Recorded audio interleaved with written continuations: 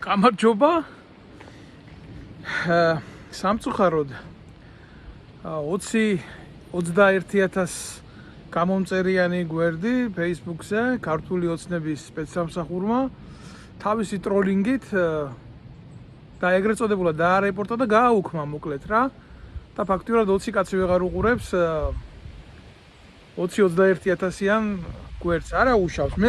მე გული არ მწყდება. მე კარგად გიცნობთ თქვენ და ეს არის ყველაზე მინიმალური დანაკლისი ჩემ ცხოვრებაში, რაც კი თქვენ ადამიანის, როგორც პიროვნების, როგორც ჩემი ქვეყნის მოყვარული ადამიანის და როგორც ვეტერნის წინაშე ჩაგიდენიათ. ასე რომ როგორმე გადავიტან მაგ ამბავს, მაგრამ რა არის იცით? სიმართლის თქმა თუ ასეთი შერჩევადია და შეუძლია მოუჭიროს ჭყინტიყველივით ივანიშვილმა ხელი და გამოწუროს, ხო? ნუ ყველა მიცით ვაკრიტიკებ იმიტომ რომ კრიმინალის შემნახველია და მე გადამბარებელია და 1000 ნაცი მაგასთანზია. ეხლა ნაცებს დაუწყო კრიტიკა, რა აზრია ქართულ ოცნებაშია ყველა ნაცი და შენ ერთზე თქვი და გაიგოს მრავალმა რა ესეთი პოლიტიკა მაქვს. მე დაახლოებით საინფორმაციო ამათი პროპაგანდის წინააღმდეგ, იმიტომ არ დარჩა სანაცეთში ყველაზე მწარე ნაცი, რომელიც დღეს ქოცი არ იყოს.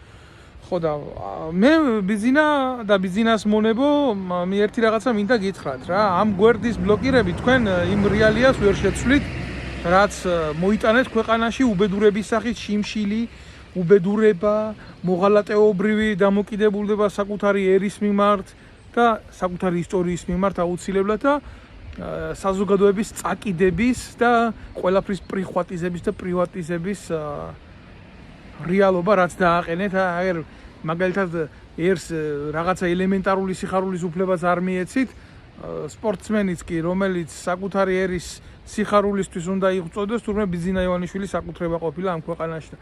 აღარაფერი აღარ დარჩა ქართველი კაცისთვის საქართველოში და ჩემი დღევანდელი პოლიტიკური დევნა ყველა მიცით ხო ნაღიარები ვარ საფრანგეთის მიერ პოლიტიკურ დევნილად. მე ეს ყველაფერი არ მიკვირს. მე იცით რა მიკვირს?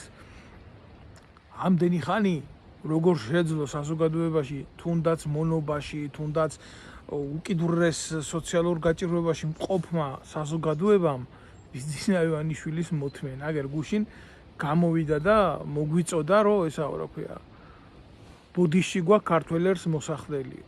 ვის ბიჭო ძალიან ბევრი ოსი მეგობარი მყავს, უსაყვარლესები, ჩემი თავი შემოევლოდ ისტორიულად ჩვენი ძმები მეგობრები ყოველთვის, ხო?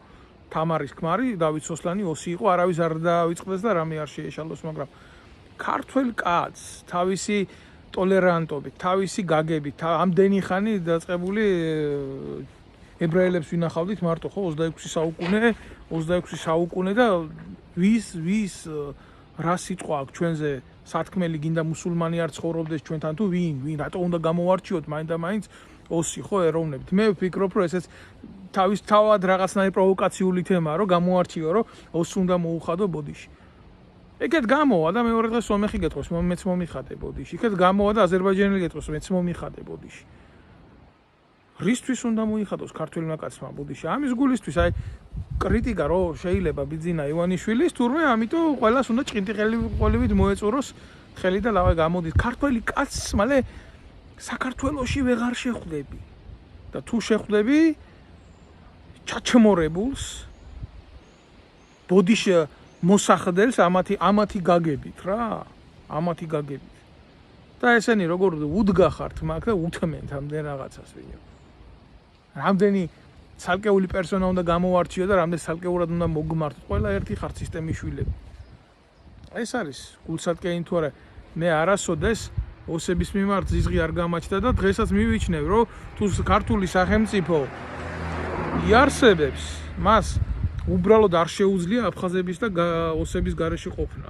ეს რა მარაზმია. ვის როგორ შეიძლება ხელი მოიჭრა ან მარჯვენა ან მარცხენა და თავს არ თვლი და ხეიბრად. თუ შენ არა გაქვს რომელიმე კიდური.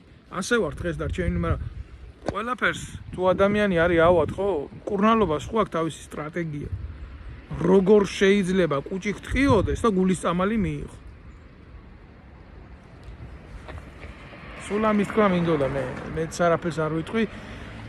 ერთი რაღაცა სათხოვარი მექნება, აგერ ვინც მიყურებს. მნიშვნელობა არ აქვს, რამე სხვა გვერდებს ნახავ, გავაკეთებ ბიძინა ივანიშვილს, აქედანაც შეუტავ და იქედანაც შეუტევ, ყველა მხრიდან. ერთადერთი რაც ვისწავლე, ეგ ვისწავლე თუ როგორ გავავრცელო ინფორმაცია და უტირო ამათ ყოფა. ეს ნამდვილად არ მეშლება. უბრალოდ მე მინდა გთხოვოთ, ყველა სადაც შეხვდებით ამ ვიდეო ბლოგს, ყველამ გამოიწერეთ. გამოიწერეთ იმიტომ კი რომ დავით ნემსაძის არის, არა, იმიტომ გამოიწერეთ, რომ სიმართლის დიფუზია მოხდეს უფრო მეტი. აგერ გუშინ თუ გუშინ წინ ახალგაზრდა კაცი რკინიგზაში ქართული ოცნების კორუფციის გამო მოკვდა. დღეს არავის არ ახსოვს, იმიტომ რომ თემა ნომერი პირველი არის არჩევნები. სამწუხაროა, აბა თავარია მისი ბერა ყავდეს, კარგად თავარია მისი ცოტნე ყავდეს, კარგად სხვა ყველას ფეხებზე კიდე და საერთოდ გავქრებით. არ არის საჭირო იმისთვის ბიძინა ივანიშვილმა ასე აშკარა ღალატე გააკეთოს. მის გარეშეც კორუფციას ისი აქვს უკვე ჩვენს ქვეყანაში არტახები დადებული საზოგადოებაზე, სავსებით საკმარისია რომ გადაგტეხოს წელში ყველა მიმართულებით ამან. ჩვენ ნუ გავჩუმდებით, იმიტომ რომ უფალი ამბობს, რომ სიტყვით ძალიან ბევრი რაღაცის კეთება შეიძლება. და მე არ მივიჩნევ იმას სწორად, რომ ზოგი ამბობს, სიტყვას ამბობს საქმეს არა. ერთი შენ გაბედე და თქვი ეს სიტყვა, თუ შენ გაქვს მაგის თავი. მე არც ჩემ ქვეყანაში არ მაკლდა მაგის თქმა და არც იმადლის მსახურება, მაგრამ დღეს ვინც იმას იძახის, რომ აი მე თურმე აქ ავარ და თქვენ მაგ იქ რო ვიყავი, მე ლანდი მაგათი არ მინახია, მიუხედავად იმისა, ათეულობით აქციის ორგანიზატორი ვიყავი და ასეულობით აქციის მონაწილე. აი ესეთი სკეპტიკოსები არც ერთ ბარიერზე არ ჩანდნენ, არავის უფლების დასაცავად რო არაფერი არ თქვა ქვეყნის ინტერესზე. ამიტომ შემოკარგებო ერთადერთი ტყვია დღეს ქართული ოცნებისთვის ის არის, რომ სიმართლე გავავრცელოთ და მივიტანოთ საზოგადოებაში. ყველას გთხოვთ, რომელ პლატფორმაზეც არ უნდა წაასწრეთ ამ ბლოგს, გამოიწერეთ ეს ყველაფერი. მადლობა ბიძინა, დიდი მადლობა იმისთვის, რომ გამიუქმე გვერდები და არ მაძლევ საშუალებას საზოგადოებასთან ურთიერთობის. ყველა წინააღმდეგობა იწვევს თავის რეაქციას და შენ შემთხვევაში ეს არ იქნება შენთვის დადებითი.